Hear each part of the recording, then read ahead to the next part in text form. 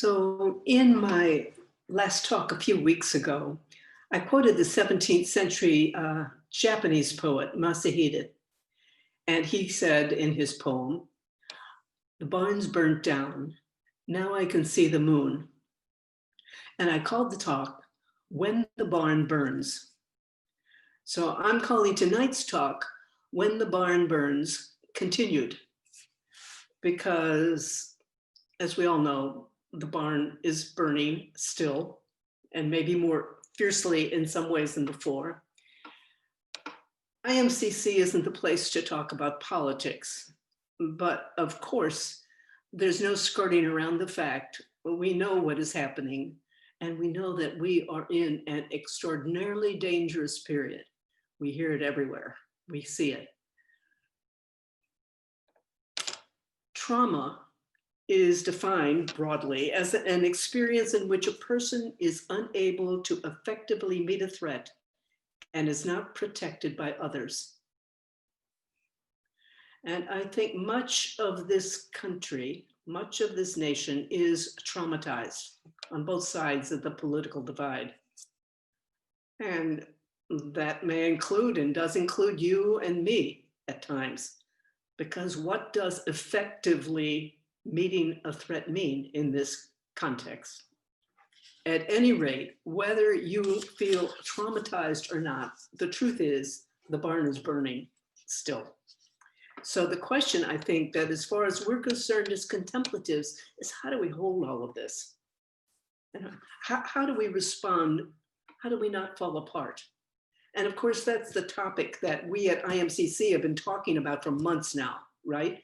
We talk about on Tuesday nights, we talk about it on the noonday meditation, and it's what is concerning all of us deeply. It's also a topic that the Buddha talked about. He spoke about the underpinnings of suffering. And tonight, I want to offer some thoughts on the same topic. And maybe they're going to throw some light on something for you, or maybe not. But I want to talk tonight about refuges and showing up. So we all need refuges, of course, ways to steady ourselves, and where are we going to find our grounding? And we need to be clear for ourselves what our refuges are. What are your refuges? Need to be really clear about it. And we also need to know what the opposite is. What is definitely not a refuge? What is toxic? Like, for example, watching and checking up on the news and just checking up on all the outrages, which I think some of us have done. I certainly have. This is not a refuge. This is the opposite of a refuge. I think that we really need to be clear. What are your refuges? Now, traditionally, Buddhism talks about three refuges: the Buddha, the Dharma, the teaching, and the Sangha, the community. And in a couple of weeks, we're going to be talking and working with those three refuges.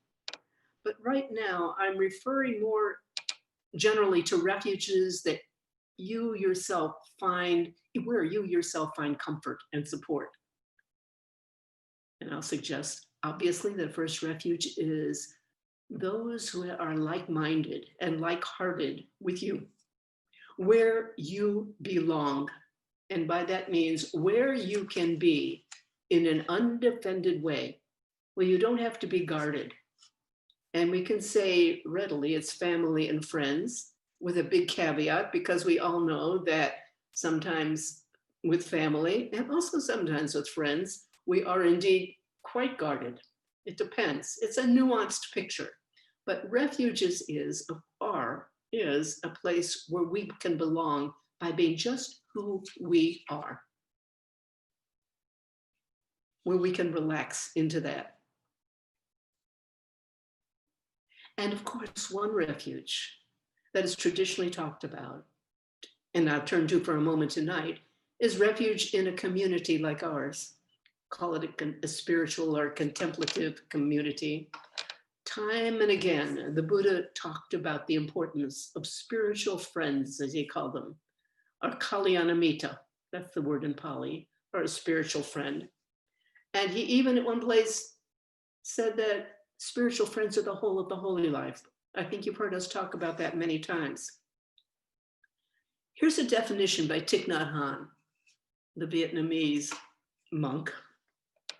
He said, Sangha is a community of friends practicing the Dharma together in order to bring about and to maintain awareness. The essence of Sangha is awareness, understanding, acceptance, harmony, and love. IMCC certainly strives to be such a community. And in fact, I think we are not just one community, we are multiple communities, because in addition to our Tuesday night meetings, we have our noonday meditations, we have our anti-race groups, mindfulness of race groups, we have a variety of other groups, groups that are KM groups, Kalyanamitta groups, or the noonday meditation and so forth. And I think if we go on our website, you'll just see also that IMCC is working with other sanghas and other organizations to provide maybe a greater refuge, kind of like what Adriana was talking about tonight with Pacham. So refuge, where we can find comfort, wisdom, and heart's ease. And for many of us, that it can include nature. It doesn't have to be people. It can include pets. It includes wherever you find your heart's ease. It doesn't matter. As long as that's there, that's your refuge.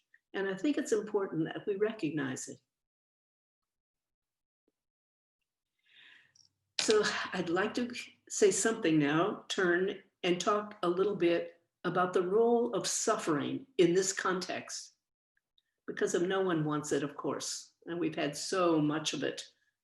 We all have had much of it.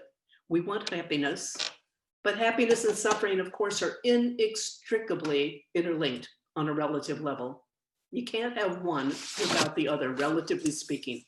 Suffering is the other side of happiness because, as we all know, we want something, if we have it, we're happy. We lose it, we're unhappy. Or if we have it, and then all of a sudden we want something else, and so we're unhappy again. You just can't have one without the other. It's an integral part, suffering is, an integral part of being human. It's not a mistake, in other words. It isn't a mistake. If we're human, we're going to suffer. And that's what why the Buddha said and called it the first noble truth. There is suffering in life. And why he observed that there is such suffering, more tears have been shed than could fill all the oceans. That's the Buddha said that. Suffering is a part of life. And I think we can take this and look at it in an historical perspective is really helpful just for a moment, because we are in the midst of such profound suffering right now as a nation, as individuals. And so I think it can really help us to look historically and to remember the degree to which people have suffered throughout history. I mean, this isn't unique. Yes, the details are unique. The suffering is not unique. And one thing that came to my mind is the Taiping Rebellion in China. I, by the way, was in a former lifetime. I studied Chinese history. Taiping Rebellion in the middle of the 1800s. It went on for more than 10 years. It was really a Chinese civil war against the Manchu overlords, the Manchu dynasty. And in that war, which enveloped eventually all but one province in China, in that war, somewhere between 20 to 70 million people were killed. The number is, I've read the different numbers, it varies like by 50 million. But when you get up into those numbers, it's so vast. The scope of that suffering that those people suffered is huge. Throughout history, people have done that. They're still doing it. We're still doing it. People these days, not only here, of course, everywhere, just reading, I'm sure you maybe have picked up about a Hurricane Iota that just hit Nicaragua last night. Second hurricane of this enormous magnitude, winds of 155 miles an hour. I thought about that today as I was walking outside, and we had winds, I think the wind gusts were forecasted 35 miles an hour. They were strong. What's 155 miles an hour that hit Nicaragua last night? So now it's making its way in some diminished proportions in Central America. We can just imagine it.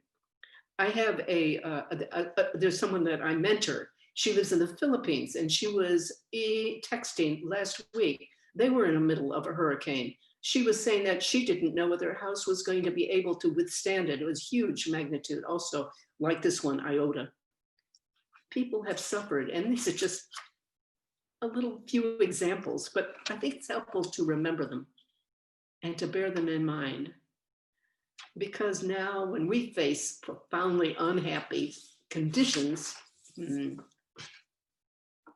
can remember this is our nightmare. And I think nightmare isn't too strong of a word, but it's also the nightmare, right? It's not entirely personal. It's not just American. This is what human beings have faced in one form or another throughout history. And I believe that when we think about that, when we open our vision and going past our own suffering, we can take a broader perspective and recognize that we as human beings know how to survive. We as human beings can be resilient. We can endure. And so in a maybe it's a kind of a strange way, I think that remembering other people's suffering can bring some relief. That is by bringing us a bigger perspective, a bigger perspective. Now, the Buddha talked about suffering. He also talked about the end of suffering. He said, I teach one thing and one thing only, suffering and the end of suffering. Sounds like two things, right? At least in my mind, that's what I always thought. However, they're interlinked. You have one, and his whole point was the end of suffering. He wasn't just being negative. He was going toward the end of suffering. The end of suffering. The first noble truth, there is suffering in life. The other three, that the source of suffering is hanging on, holding on. You know these, I think most of you do. That's the second. The third is to the extent that we let go of what we are holding on or identifying with, there will be ease. And the fourth noble truth. The fourth noble truth is the Eightfold Path, which includes mindfulness and equanimity, which we talk about all the time here, and heart practices. The Buddha talked about them, not explicitly in the Eightfold Path. Loving kindness and compassion. Okay, so we focus on these here as ways to alleviate our suffering as the Buddha did. But tonight, I want to talk about something else, talk about our perspective on suffering from a bit of a different point of view, or in a different way. And I want to relate a Zen story, a traditional Zen story, which I think some of you have heard. And the story is that there was this man who was being chased by a tiger. You heard that one, a hungry tiger. And the hungry tiger was after him, and he was gaining on the man, and the man saw in front of him a cliff. What does he do? He doesn't have much choice except to go over the cliff. Well, luckily for this man, temporarily at least, the cliff wasn't just a sheer drop immediately. There was kind of a slope. And what the man did was he found that on that slope, right where he jumped, there was a little sapling, a tree, and he grabbed onto the tree and held it.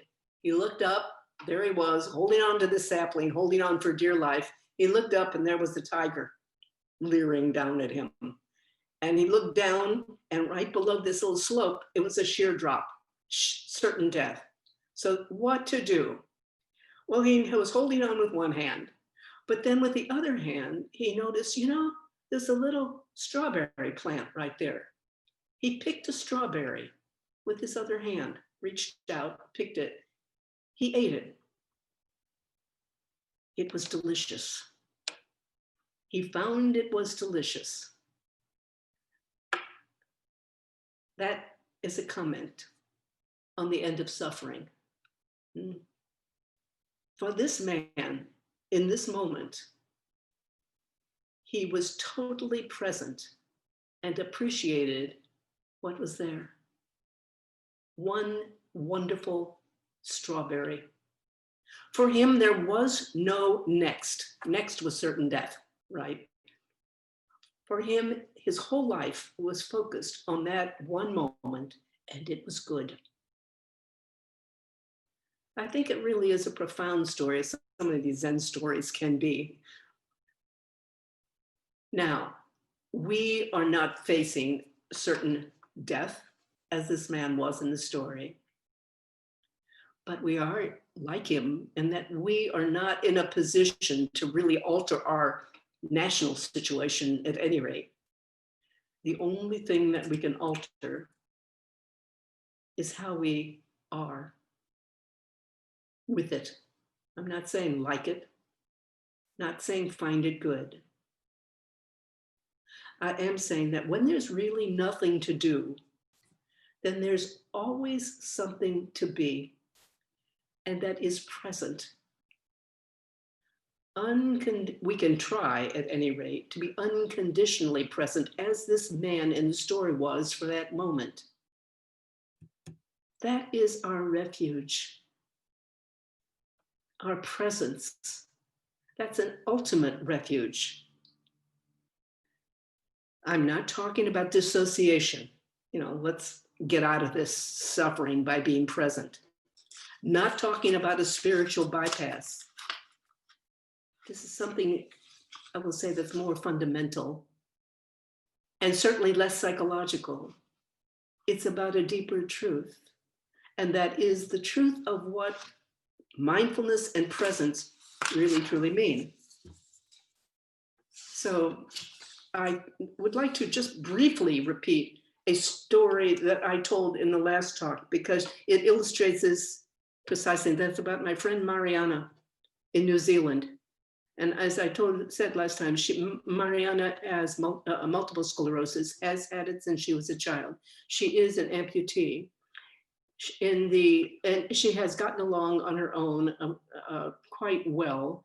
In the last several months, her good leg has been bothering her. And she said she found that she was having trouble few months ago, even standing on it. Then if she was to stand, she would have to stand on the prosthetic, and it was painful. She said she was really depressed. She didn't use the word depressed because Mariana doesn't use that word, but she was really just feeling really low about the whole thing. Then she realized, and I will say she is a long time Vipassana practitioner, meditator. She realized, she had the choice. She could be distressed about this and really depressed, or else she could decide not to be. And she could decide that she could appreciate what she had. And that's what she's doing. Not perfectly, but it is what she is doing. And I say that again, I thought it was important enough to repeat it again, because you know what? We can all make this choice in our own circumstances. In our own circumstances.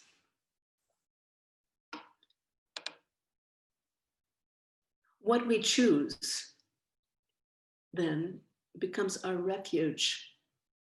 When we choose to be present, that is a refuge. That's a refuge of taking refuge in daily life in this moment. How wonderful. So I said that I wanted to talk about refuges, and I also want to talk about showing up. A second invitation to each of us. That's something to discuss, and that is to show up in our lives, to unite our contemplative practice with our actions in life, both of them together. And I think the Zen story illustrates that too. Here's what this man did. Did he not? He was uniting a profound presence with eating a strawberry. So if you looked at it, it might sound trivial. It was profoundly important, uniting his the presence with his actions. So about living from the ground of just where we find refuge and bringing it in to our daily life, showing up. I think, in fact, this is what every one of us is trying to do. I think this is why you come to IMCC, right? Every one of us, we may not do it perfectly, but I think this, in fact, is what we are doing. You know, there's a standard guideline in practice. I've heard it for years. And the guideline was about practice, contemplative practice. First, it's start. Second, it's continue. Those are the two guidelines. But I think there's a third guideline, and that is then show up in life. Start with your practice, continue your practice, not so easy sometimes, and then show up in life. Show up in life. I think that we are all bearers of something really precious. I mean, as a nation, we are in awful circumstances, and it might get worse, even awfuler. But each one of us, you, are bearers of something, and that is, you know something about mindfulness, you know something about attention, and it means, no matter how new you are to it, it means that you know that you do not have to be overwhelmed. We do not have to continually be overwhelmed by circumstances. We know how to step back. We know how to look at it, which is, again, a refuge. Our actions can be rooted in this knowing, this precious knowing. So how do we do it? I think we can do that in any way that's natural to you. Focusing at home, perhaps, may be what you feel called to do as a parent or a partner or a caregiver. Or focusing with others, social engagement, healthcare workers, maybe social, and many of us here at IMCC. Anti-racism, climate change, like what Adriana Nicholson was talking about tonight, how we can help. I think that another way that we can show up in life is to recognize that there is an even larger, bigger definition of diversity, of the concept of diversity that we have usually recognized. It is not simply about the marginalized groups, which may be racial groups or other ways of marginalizing groups, sexual orientation and so forth. And we talk about that often. I think that we are called on these days to recognize that diversity also refers to people on the other side of the political divide from us, who may indeed at this point in our history be those that we feel the most separate from. Question is, how to change that? Diversity in this respect is toxic. I know that there are some people here in this Sangha, in this community, who want to help work to bridge that separation. How often we've talked about bridging separation, and here is a huge one where just about half the country, now I'm making an assumption, whatever half you're on, but I have a feeling that I know what half most of us are on, whatever half it may be, can we bridge that separation? So in this regard, I want to talk just briefly, mention an organization called Braver Angels. Originally, that organization was called Better Angels. And it was a reference to the speech by Abraham Lincoln during the Civil War, when he said that we needed to tap into the better angels of our nature and remember the chords, the mystic chords of union. The organization has now been renamed from Better Angels to Braver Angels, but they're still doing the same work. And what they're trying to do is restore civic trust in this country, to healing the wounds, just as Abraham Lincoln called for, healing the wounds between us, building community together. And they host events in which people of different political persuasions come together and talk. Many things. They've got a wonderful website.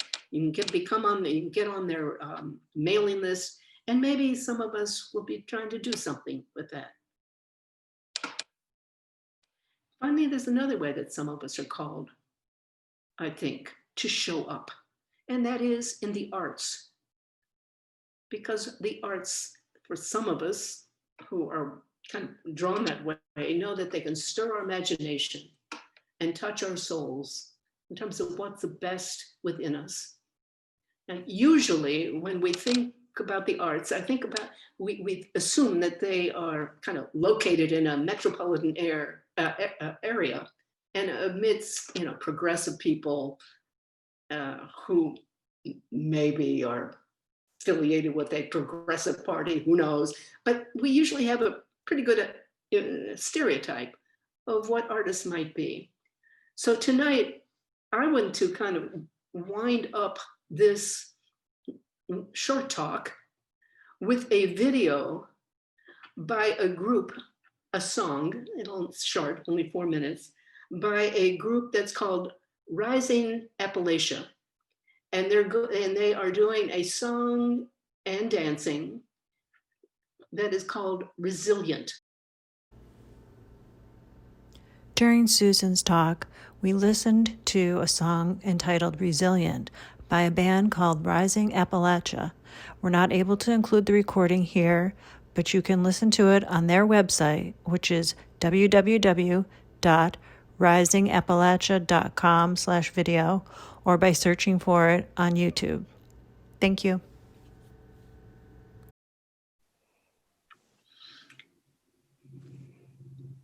Well, friends, just sharing together as we continue. And maybe some of us will do something with this idea of widening this idea of diversity, and including, not to ignore all the other elements of diversity, but also include this enormous divide as a nation. Thank you, everybody. Thank you.